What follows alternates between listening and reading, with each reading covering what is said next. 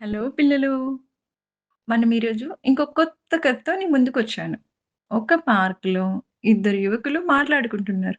వాళ్ళకి తెలీదు కొన్ని నిమిషాల్లో వాళ్ళ చుట్టూ బ్రిటిష్ పోలీసులు ఉండబోతున్నారని. ఆ ఇద్దరిలో ఒకరెవరో తెలుసా? చంద్రశేఖర్ ఆజాద్. 1931 ఫిబ్రవరి 27న అలహాబాద్‌లోని ఆల్ఫ్రెడ్ పార్క్‌లో ఆజాద్ తన ఫ్రెండ్‌తో పాటు మాట్లాడుతూ ఉన్నాడు. పోలీసులు ఆ ప్రదేశాన్ని చుట్టుముట్టారు. పోలీసులు కాల్పులు మొదలుపెట్టారు. ఆజాద్ కూడా ఎదురుదాడి చేశాడు. కానీ, ఆ సమయంలో ఆయన తన గురించి ఆలోచించలేదు. తనతో ఉన్న సుఖ్‌దేవ్ అనే ఫ్రెండ్ గురించే ఆలోచించాడు. తన ప్రాణాలు మాత్రం కాపాడాలనుకున్నాడు. "నువ్వు ఇక్కడి నుంచి వెళ్ళిపో.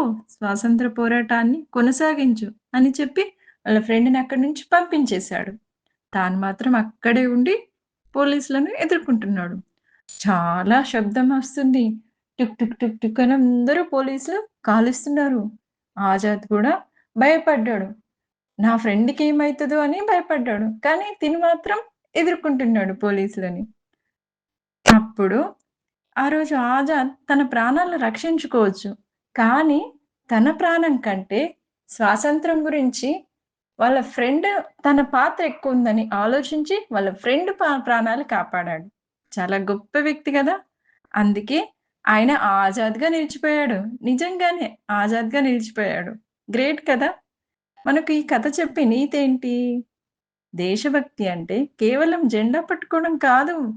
కష్ట సమయంలో మనతో ఉన్న వారిని వదిలిపెట్టకుండా వాళ్ళ కోసం మనం సహాయం అందించడం. తన ప్రాణాలను కూడా లెక్క చేయకుండా స్నేహితుడి ప్రాణాలు కాపాడాడు చూడు. ఆజాద్ చాలా గొప్ప వ్యక్తి. మరి మీకు అర్థమైందా ఫ్రెండ్స్ ఈ చిన్న స్టోరీ? మన దేశం కోసం ప్రాణాలు అర్పించిన ప్రతి ఒక్కరికి మనస్ఫూర్తిగా సెల్యూట్ చేస్తూ Jai Hind. Happy independence to all your childrens. Bye by.